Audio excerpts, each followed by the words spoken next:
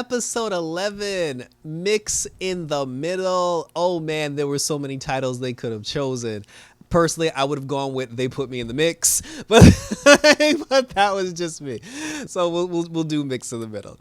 So this takes place from the last episode, and when the episode started, when last week's episode ended, Kara had called for Mr. Mixix-Pitalik to come and save her because she was getting her brains beat in by Nixley.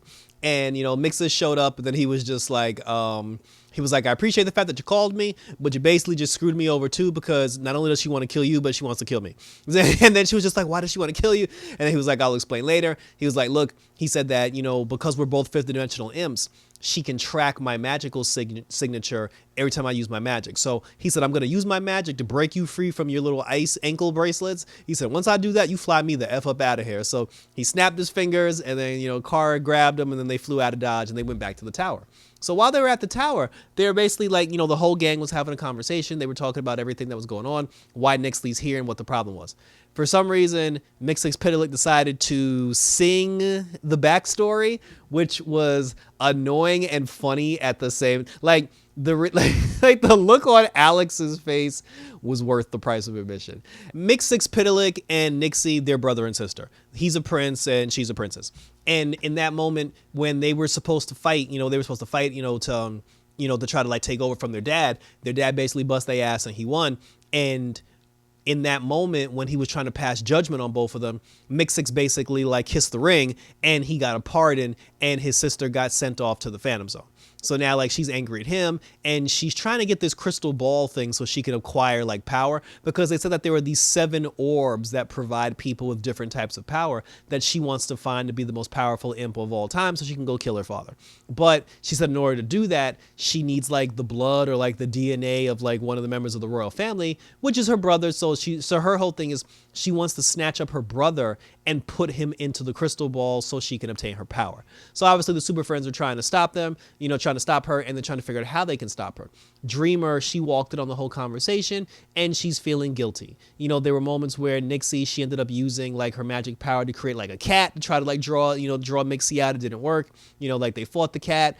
She told Kara and the gang, she was like, I would bring my brother in 2 hours, otherwise your city will burn, whatever. Dreamer was talking to Brainy and she was just I can't tell Kara what I did, that I let her out because, Kara will hate me. And I don't know why after all this time you think Kara would hate anybody. But, but then Brainy was just you must give Kara Dynamism more credit. Supergirl will forgive you. That's what she does. And then, of course, there was a moment where Supergirl was kicking herself in the ass because she said that I'm the reason why, Nixie's here and I caused this, because she even said that when she dealt with Nixie in the Phantom Zone. She never told the rest of the gang about it, and then she apologized for that. But she said, in my defense, I didn't tell you guys about it because I didn't think I'd ever see her ass again. But then because Dreamer let her out of the cage, now here we are. So Kara was kicking herself in the corner, and then that's when Dreamer came over and she was like, you're not to blame, Kara. I am. I let her out, because of my mom and everything. She told Kara the whole story. Kara forgave her, and she was just like, listen, we're stronger together. We'll get over it, and we'll figure out how to defeat her. So what they came up with was, they tried to the same device that Nixie used, that whole bomb, that crystal frozen bomb thing. They decided to reverse engineer it. So this way, instead of giving Nixie power, it'll take her power away. But they were trying to figure out how to get the whole thing on her. So they came up with one idea where Mixix-Pitalik tried to clone himself, but then that didn't work. Then they came up with another idea to where they were going to have Dreamer use Brainy's image inducer to pretend to be Mixie, and she would go down in his place and try to sucker Nixie into letting her guard down so they can put the cuffs on her.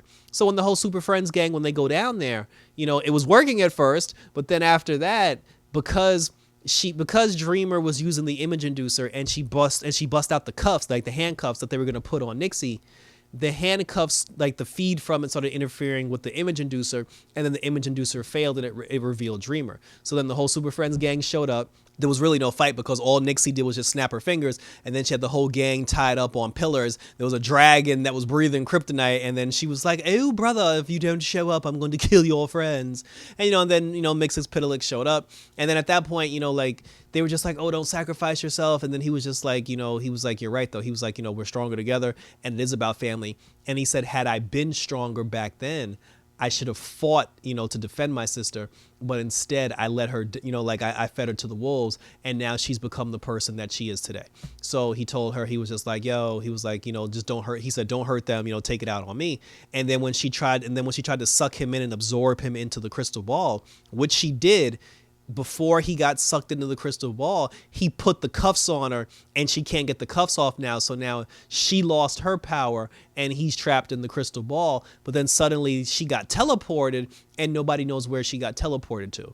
Earlier in the episode, the same guy who who was trying to build the menagerie circus, he had broke out of prison, and then he found Mixie, and he was just like, oh, he was like, I was waiting for you to break me out of jail. And she was like, stupid fool. She was like, I have my power now. I have no need for your foolishness. And for some reason, she basically told him, she was like, yo, if you don't get the hell up out my face, I'm gonna blast you. And not only did he ran like sniveling and cowering in fear, but then, like, he was the one that ended up saving her at the end of the episode. So I'm like, do you like her, or are you just that stupid? Apparently he's that stupid because he said to her, he was like, oh, I said, because even she said, she was like, why did you save my life? And then he was just like, because I think we can still help each other, which is basically like, he's just trying to use her so he can get something that he wants. But because she has the cuffs on now she needs help. And, because she can't access the full power of the spear because she doesn't have her power, she needs his help. So the two of them together can find these 7 orbs that are supposed to grant her all this power. And now the Super Friends know that they're after the orbs as well, and they're gonna try to come up with a device to track them. And Kara was just like, good. And when we find them, the kid gloves are off, and I'm kicking everybody ass. So I like when Kara actually drops the hope shit and actually like puts on the gloves and like squares up. So I'm interested to see like how far Kara takes it, because there was even a moment where she was actually gonna blast Nixie back into the Phantom Zone against her better wishes. Because at first she was like, oh, we don't need to put her in the Phantom Zone. I can reason with her. And then when she gave Nixie the hope speech, she was just like, oh, let's just be friends and let's be stronger together. Nixie was like, yeah, we don't need to do that. And then Kara was gonna blast her in the Phantom Zone, but then Mixis was like, nah, don't do it. I can, I got this. So Kara's she's a little bit off the hinges right now, but we'll see if they reel her in, as the episode progresses. Lena came back. Lena Luthor is back because she was on the search to find information about her mom. She goes to the town, apparently it's from Ireland, and she goes to the town where her mom, was born and raised. And when she's in the town and she's talking to people and she's trying to get information, trying to learn about her mom, every time she brought up her mom's name, they treated that shit like it was Baltimore. Like she was just like, oh, I'm looking for my mother. And they were just like, don't say that name. So Lena was confused. And then she had an old photo because she was talking to Andrea Rojas. Andrea was feeding her information about her mom. She found a photo where her mom had like 2 best friends, and she went to go search for these women.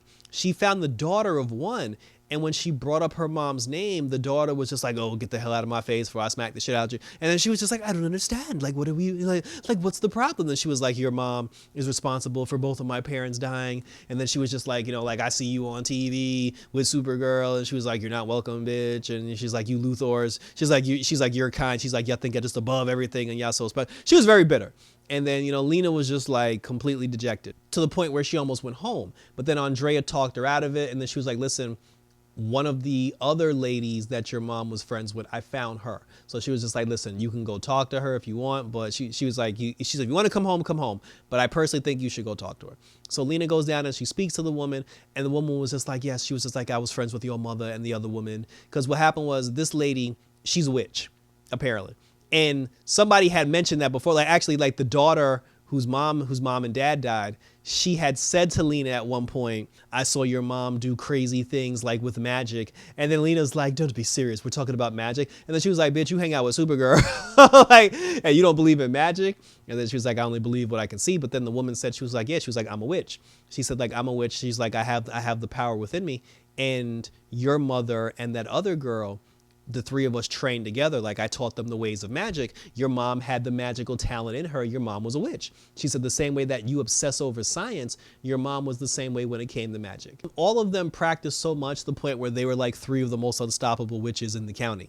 But then you know, like the one who was married, her husband was beating her ass behind the scenes. So the three of them went, and I don't know why the girl just didn't take care of him on her own, but her and her friends went down there. They tried to scare the guy into leaving her alone. But then they accidentally killed him and set him on fire. When the townspeople found out about it, because they said that the guy was very well liked because nobody knew he was a wife beater. So the town turned on the three of them and, you know, basically like accused them of everything. And like the, you know, like the girl, like, you know, like the girl whose husband, like she died. She ended up, I forgot. They said how they mentioned how she died, but I missed that part. So I forgot how she died. But anyway, she died, which is why her daughter is angry and bitter now. And then, you know, the oldest one, like the original witch, she went into hiding and she lives in a cave now, never to be seen or heard from again. And then they said that Lena's mom basically fled Ireland. She went to the States. That's how she clicked up with you know, with Lex Luthor's daddy. And, you know, she said she built a life with him. She said she would rather be under Luthor's control than to let her magical power, her witch power, like go out of control. So she basically like did that whole thing just to like stay under wraps and be tame, which is why she was, because Lena was like, oh, my mom was the sweetest person. Everybody said such nice things. And a lot of that was probably like, yes, like she was a nice, sweet person, but she was also atoning for what happened back in the day. But then before Lena left, the woman had said to her, she was like, oh, your mother was very strong in the mystical witch arts. And then she was like, so are you, Lena? She's like, I can feel the power within you. Because there was a moment where like she had Lena touch some stone to give Lena like the visual flashbacks of what happened, you know, between like her mom and the other two and the other two. So she was just like, oh, you would not have been able to access the stone if you didn't possess the magical power. So she was like, the power resides within you, Lena. And Lena was just like, oh, that's ridiculous. She was like, oh, I do science. I don't do magic. She was like, believe what you want, child, but the magic does exist within you. And now I'm just like, now you're giving Lena superpowers. And because it's the last season, I will forgive the fact that Lena is now going to have magical witch powers. Because I like the fact that Lena was just the regular girl whose contribution and value to the team was based on her being super intelligent and she didn't actually fight crime. But now you're going to give her magic. But like they say, magic is just science we don't understand. So if she does the magic in a science-y way, fine. But if she just starts doing double, toil and bubble, like I said, I'm fine. I mean, like that woman fine as hell. So anytime we get her on TV, I ain't gonna complain. So that was it for, you know, that's how that was it for the Lena portion of it. And that's how the episode ended. Next week, that's the episode I want to see. Episode 12, that's the episode I want to see, because not only in next week's episode does Kelly suit up as Guardian for the very first time, and I'm definitely looking forward to that, and I can't wait to see that. But Diggle's back. And when we were talking about, you know, Diggle showed up on Batwoman, you know, he showed up on Legends of Tomorrow, he was on Superman and Lois, and he was on The Flash. He didn't get a chance to be on Black Lightning because Black Lightning ended, you know, like their season ended early. I thought he had fulfilled his CW Arrowverse obligation. I swear to Christ, I forgot about Supergirl. Diggle's going to be on Supergirl next week, and he's actually going to talk to Kelly, you know, regarding her becoming Guardian. So that means Diggle had a conversation with Luke to help Luke become Batwing, you know, to put him on the path at least. You know, he had a conversation with Astra and Spooner on Legends, which, you know, got their whole friendship and dynamic on track. You know, he was helping out Barry. Well, it was the reverse for Barry, because after he talked to Barry, that's when he decided he needed to address the whole ring situation, because the ring was talking to him and he was just ignoring it. So, you know, being on The Flash actually put him on the path to becoming Green Lantern. And then on Superman and Lois, you know, he spoke to John Henry Irons, and then he had a conversation, you know, with Lois Lane. So, you know, then he helped, you know, John Henry Irons be on the path of being Superman's partner and not the guy that just wants to kill him. So Diggle's doing it, and now he's gonna help Kelly. So just like, yo, my man, can we just give Dig the ring? Like, just give well, the crossover for next season on The Flash, it's gonna be like, you know, it's gonna be Arrowverse crossover Armageddon. So if Diggle don't show with that ring, I swear to God. But that was it. So thank you for tuning in. Leave your questions, comments, and concerns. What do you think about Lena having magical powers? What do you think about the whole Nick Six Pitalik situation? And what do you think about Kelly next week and John Diggs showing up one more time? Hit the notification bell so you can get notified when my other videos come up, because we got Stargirl, we got Titans, and we have Marvel's What If. We are waiting on Doom Patrol. So it's your boy Icon signing off. Hit me up on YouTube, Instagram, and Twitter. Leave your questions, comments as always, and I will respond. So thanks for tuning in, guys. Up and away from the girl in the studio. So until next week, take care, and I'm out this.